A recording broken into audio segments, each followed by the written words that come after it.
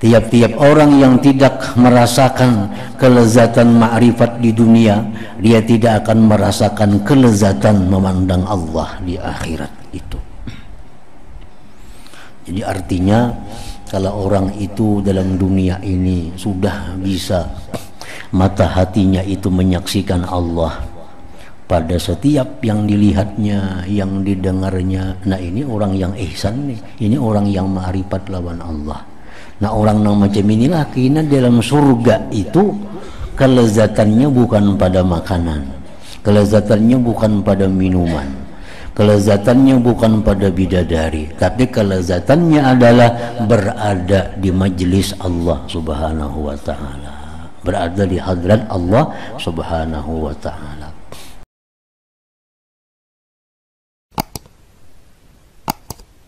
Makna perkataan Imam Al-Ghazali rahimahullah, nafa'ana bi'ulumi, sifat atau keterangan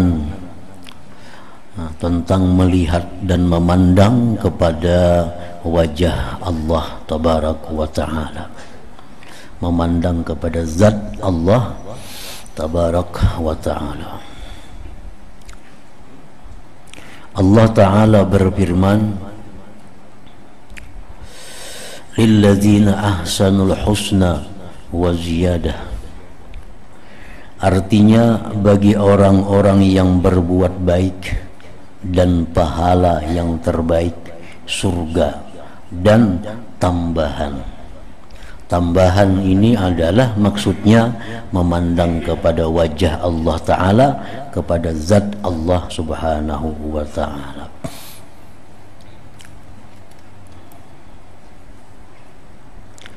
Allah berfirman tadi lilladzina ahsanu, bagi orang yang ahsanu.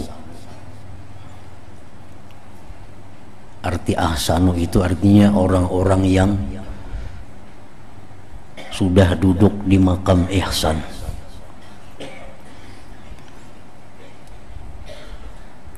Karena seorang hamba Allah itu mesti dia beriman, yang kedua berislam, yang ketiga berihsan. Itu yang ditanyakan Jibril kepada Nabi kita sallallahu alaihi wasallam, apa itu iman, apa itu Islam, apa itu ihsan.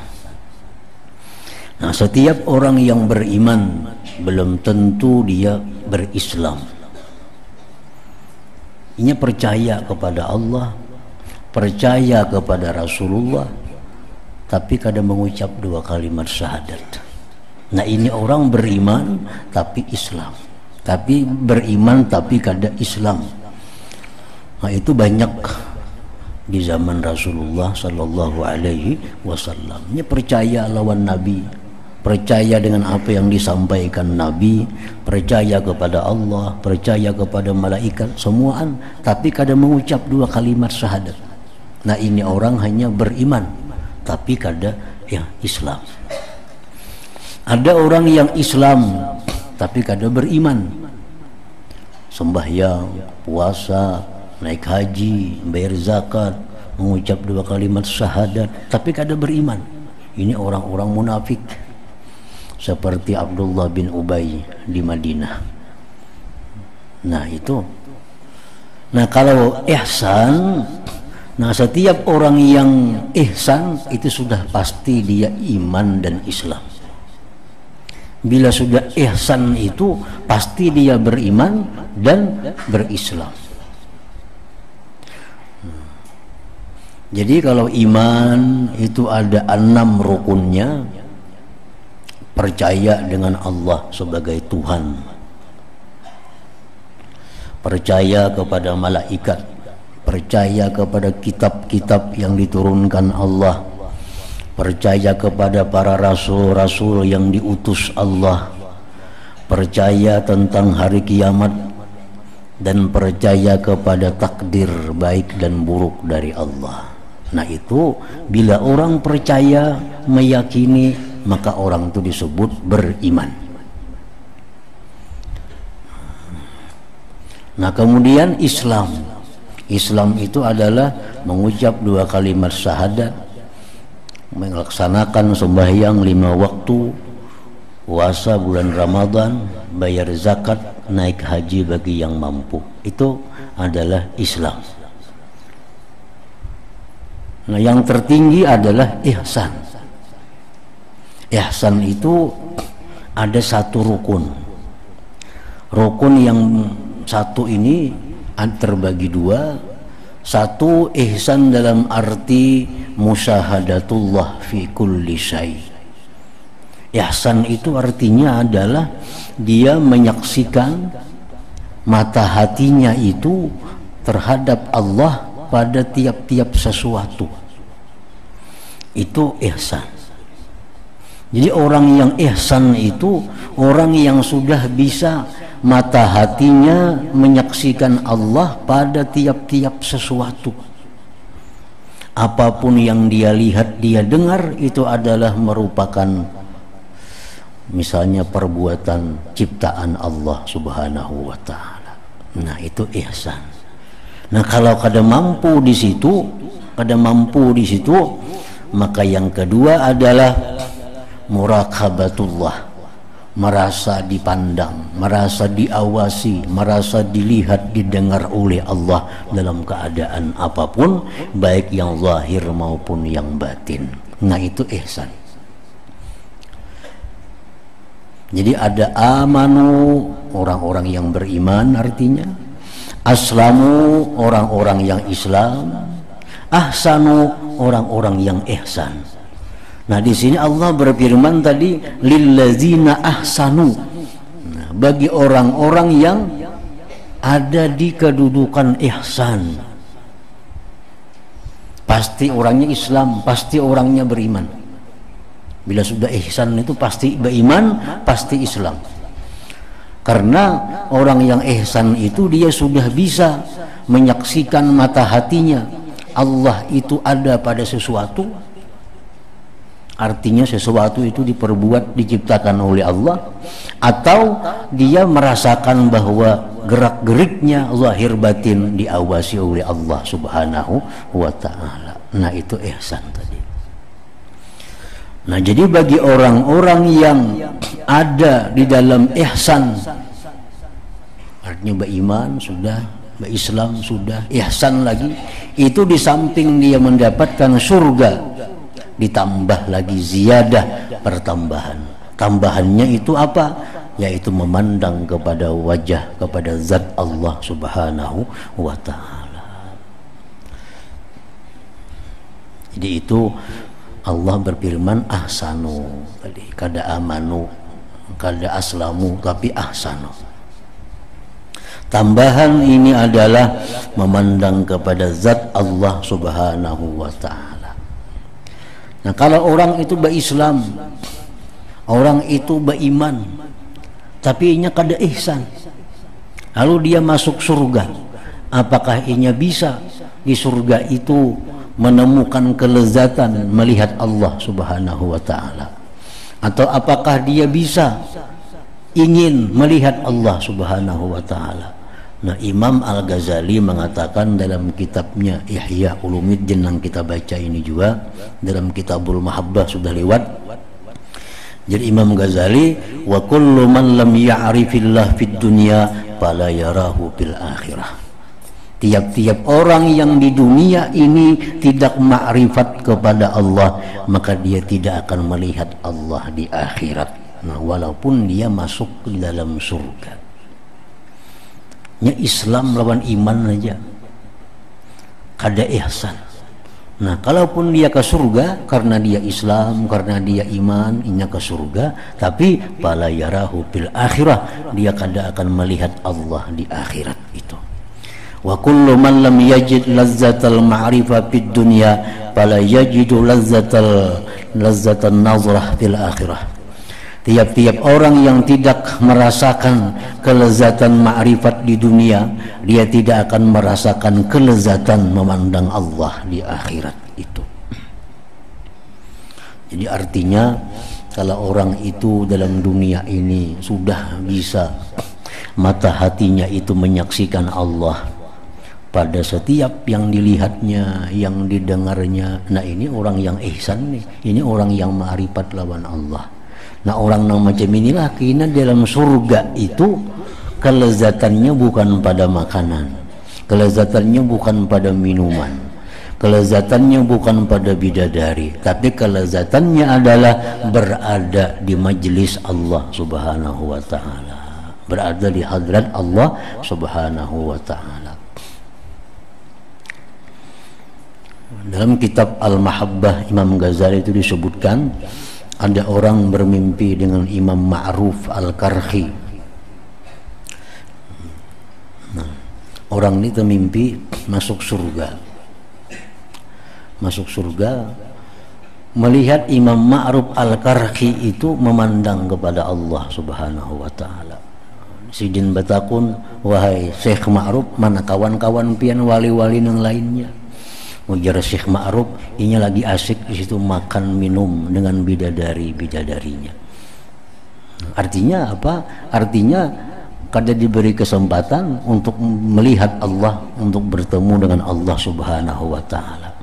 Nah jadi orang-orang yang beribadah kepada Allah, yang taat kepada Allah dengan mengharapkan surga, mengharapkan bidadari, mengharapkan kenikmatan akhirat, itu di surga dia akan dapat itu, tapi kada akan dapat kelezatan memandang kepada Allah. Nah orang-orang yang beribadah di dalam dunia ini karena dia mencintai Allah, orang-orang yang beribadah dalam dunia ini karena merasa lezat dalam beribadah kepada Allah. Nah itulah orang-orang yang di surga, yang melupakan makanan, melupakan minuman, melupakan bidadari. Dia hanya ingin selalu berada di sisi Allah, di hadapan Allah subhanahu wa ta'ala. Nah, jadi itu diantara rahasia kalimat ahsanu lilladzina ahsanul husna wa ziyadah tadi.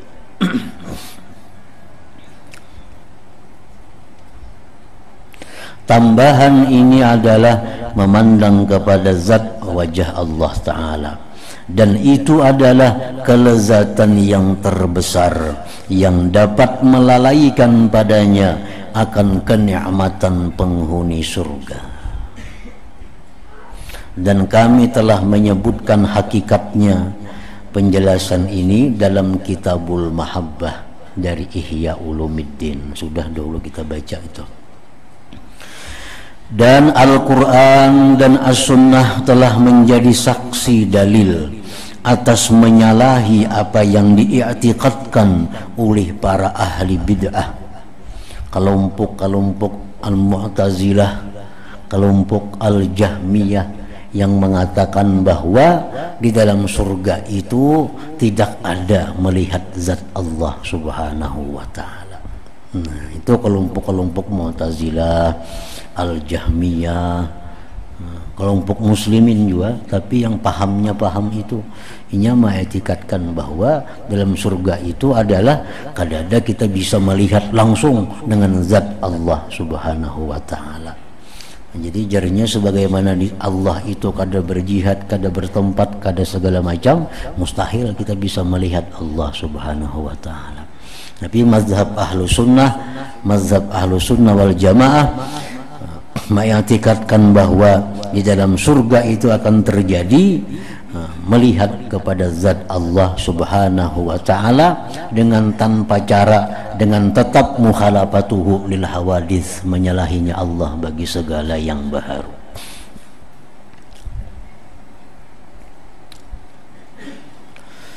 Jarir ibnu Abdillah al-Bajalli berkata, adalah kami duduk di dekat Rasulullah sallallahu alaihi wasallam, lalu beliau melihat bulan pada malam purnama, maka beliau bersabda, innakum tarawna rabbakum kama tarawna hadzal qamar la tudammuna fi ru'yatihi fa in istata'tum an la tughlabu ala salatin qabla tulu'i syamsi wa qabla ghurubiha faf'alu. Thumma qara wasabbih bihamdi rabbika qabla tulu'is syamsi wa qabla ghurubiha. Surat Taha. Artinya Rasulullah sallallahu alaihi wasallam bersabda, sesungguhnya kamu kelak melihat Tuhanmu seperti melihat bulan ini, bulan purnama. Kamu tidak teraniaya pada melihatnya. Bukan kita melihat Tuhan kayak bulan-bulan itu kada maksudnya. Nah, kita melihat bulan purnama itu kada teraniaya. Walaupun orang sekampungan, senegrian nih melihat bulan purnama adalah nang bakajak-kajal, besasak-sasak adalah kada ada. Karena di mana aja kau dilihat, baik di belakang rumah, baik di halaman rumah, baik di sebelah kiri rumah, sebelah kanan rumah. Nah, bulan purnama itu kau dilihat. Jadi kada teraniaya, kada lapah, kada sasak kita melihatnya. Nah, kita melihat Allah subhanahu wa ta'ala itu jar Nabi seperti melihat bulan malam purnama. Kamu tidak teraniaya pada melihatnya itu, kada teraniaya. Jadi jangan dipaham Tuhan bulat macam bulan purnama terang benderang, kada macam itu artinya. Macam Nabi kita bertemu dengan Tuhan di Mustawa sana pada waktu Isra Mi'raj. Rasulullah bertemu dengan Tuhan di Mustawa. Itu Rasulullah yang berada di Mustawa itu. Masalah Tuhannya itu kada disebutkan berada di situ. Rasulullah yang berada di Mustawa waktu melihat berjumpa dengan Allah.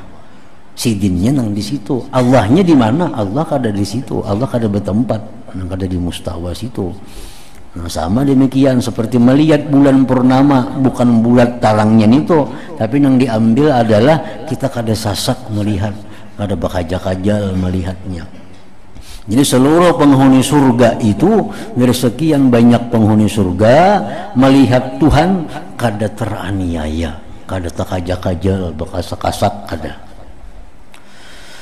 Kalau kamu mampu bahwa tidak dikalahkan atas salat sebelum terbit matahari, sebelum terbit matahari sembahyang subuh artinya, dan sebelum terbenamnya matahari sembahyang asar, maka lakukanlah. Nah ya, jadi ini Nabi mengingatkan secara khusus tentang sembahyang 5 waktu. Sembahyang 5 waktu itu dijaga, lebih-lebih sembahyang subuh dan sembahyang asar. Jangan sampai kita dikalahkan olehnya. Nah, dikalahkan itu artinya macam kita sembahyang tak keluar waktunya, itu dikalahkan orangnya. Sembahyang asar misalnya tak imbah maghrib karena karamian bermain-main apa, sehingga asar tak imbah maghrib atau kesibukan apa, itu dikalahkan asar, itu bakal ada melihat Tuhan kita di surga situ. Ajar Nabi jangan sampai dikalahkan oleh 2 sembahyang ini, sembahyang subuh dan sembahyang asar. Nah, kenapa 2 sembahyang ini dianggap sangat penting, lebih utama dari sembahyang yang lainnya, walaupun sembahyang lainnya itu utama juga, tetapi yang 2 ini lebih, karena pada waktu subuh itu adalah waktu di mana pergantian malaikat yang di langit turun ke bumi, yang bumi naik ke langit. Malaikat hafazah ini, untuk yang bawa amal kita nih, untuk yang bawa amal, kan amalnya ada di bawah harian, ada mingguan, ada amal kita ini. Nah, nang harian ini amal kita diangkat nang mulai pagi waktu asar inilah amal kita naik malaikat ke langit, malaikat nang hanyar pulang turun ke bumi. Jadi sembahyang asar itu bertemu 2 kelompok malaikat ini. Nah, sembahyang subuh pun demikian. Subuh itu malaikat yang ditugasi menjaga, mencatat amal di malam hari, dia akan naik ke atas. Malaikat yang bakal bertugas siang turun pada waktu subuh. Jadi waktu sembahyang subuh itu berkumpul 2 malaikat ada. Kalau sembahyang lain itu kada dihadiri oleh malaikat-malaikat itu. Nah, zuhur kada dihadiri oleh malaikat hafazah tadi. maghrib kada dihadiri, isya, tapi kalau subuh lawan asarna itu dihadiri. Makanya ya Nabi jangan sampai kita dikalahkan oleh dua sembahyang itu, sembahyang sebelum terbit matahari subuh dan sebelum terbenamnya adalah asar. Kemudian Rasulullah sallallahu alaihi wasallam membaca ayat yang artinya dan bertasbihlah dengan memuji Tuhanmu sebelum terbit matahari dan sebelum terbenamnya. Nah, asar lawan subuh tadi. Hadis ini dikeluarkan dari kitab Sahihul Bukhari dan Sahih Muslim. Imam Muslim meriwayatkan dalam kitab sahihnya dari Suhaib, ia berkata Rasulullah sallallahu alaihi wasallam membaca firman Allah taala, lilladzina ahsanul husna wa ziyadah. Bagi orang-orang yang berbuat baik, maksudnya bagi orang-orang yang ihsan, ada pahala yang terbaik, surga dan tambahan. Nah, tambahan itu bonusnya apa? Yaitu melihat kepada zat Allah subhanahu wa ta'ala.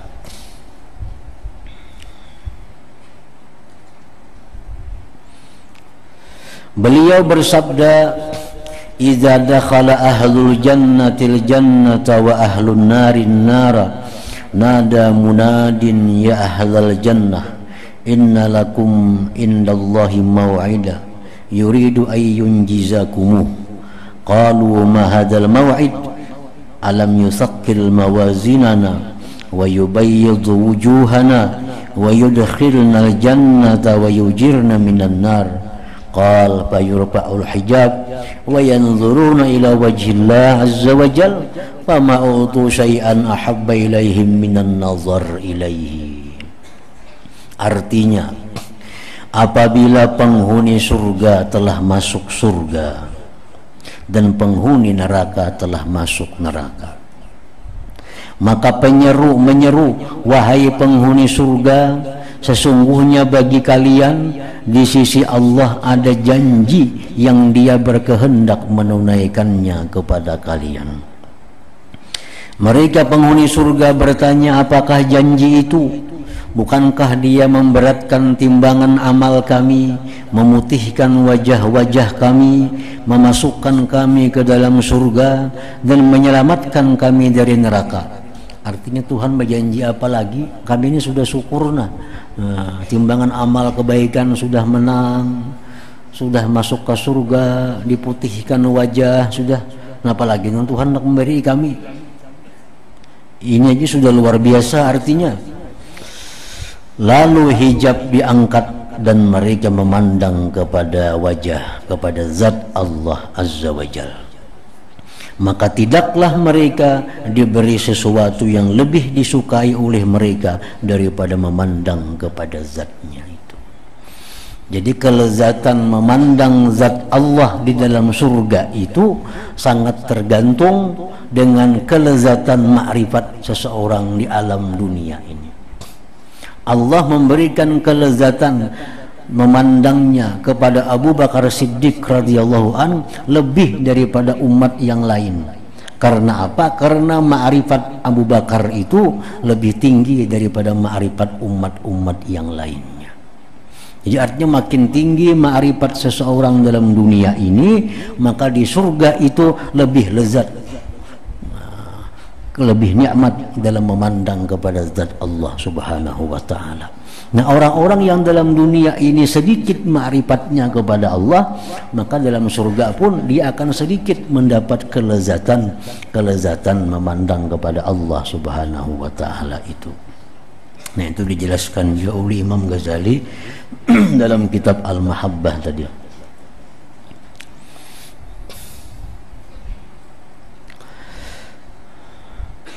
Segolongan sahabat telah meriwayatkan hadis tentang melihat kepada Allah Ta'ala, dan melihat kepada Allah Ta'ala adalah puncak pahala yang terbaik dan kesudahan kenikmatan. Dan semua kenikmatan yang telah kami uraikan di sisi kenikmatan ini adalah dilupakan. Nah, ini untuk orang-orang yang ma'rifat kepada Allah tadi. Orang yang ma'rifat kepada Allah itu kenikmatan apapun yang mereka alami dalam surga itu, begitu Allah bertajalli, Allah menampakkan zatnya, maka mereka tinggalkan seluruh kenikmatan itu demi memandang kepada zat Allah subhanahu wa ta'ala. Dan tidak ada kesudahan bagi kegembiraan penghuni surga di sisi kebahagiaan bertemu Allah subhanahu wa ta'ala. Bahkan tidak ada bandingan bagi sesuatu dari kelezatan surga kepada kelezatan bertemu dengan Allah subhanahu wa ta'ala. Dan sungguh kami ringkas tentang pembicaraan di sini karena kami telah menguraikannya dalam Kitabul Mahabbati Wasyauq Warridha. Maka tidak seyogianya keinginan seseorang hamba dari surga adalah sesuatu selain bertemu dengan Allah subhanahu wa ta'ala. Nah, itulah orang-orang yang sampai makamnya mereka beribadah itu bukan menuju surga. Mereka beribadah itu bukan mencari kenikmatan surga, tapi mereka itu ke surga hanya ingin bertemu kepada Allah ta'ala. Sebab seseorang kadang akan bisa bertemu Allah melainkan inya mesti berada di dalam surga. Jadi inya masuk surga, inya kepingin surga itu bukan kenikmatan yang lain. Inya kepingin surga karena hanya dalam surga lah bisa melihat kepada Allah subhanahu wa ta'ala. Adapun kenikmatan surga lainnya, maka bersekutu padanya binatang ternak yang dilepaskan pada tempat penggembalaan. Kenikmatan surga macam makanan itu sama aja kita lawan binatang. Apalagi minuman, nikmat surga sama aja lawan binatang dalam dunianya, sama aja makanan. Apalagi kawin sama aja lawan binatang. Tapi kalau bertemu dengan Allah, nah itu khusus hanya manusia. Kalau binatangnya bertemu kalawan ampunnya kada jadi soal. Yang penting ada makanan, ada minuman, ada bini, ada laki. Jadi masalah binatang itu cukup diberi makanan, cukup diberi minuman, ada pasangannya, sudah. Masalah ampunnya siapa kada pedulinya. Nah, jadi kalau kita mengejar hanya kenikmatan surga dari yang demikian, maka sama dengan hal binatang. Nah, perbedaan manusia itu adalah ada keinginan untuk melihat kepada zat yang menciptakan semuanya, itu yaitu Allah subhanahu wa ta'ala.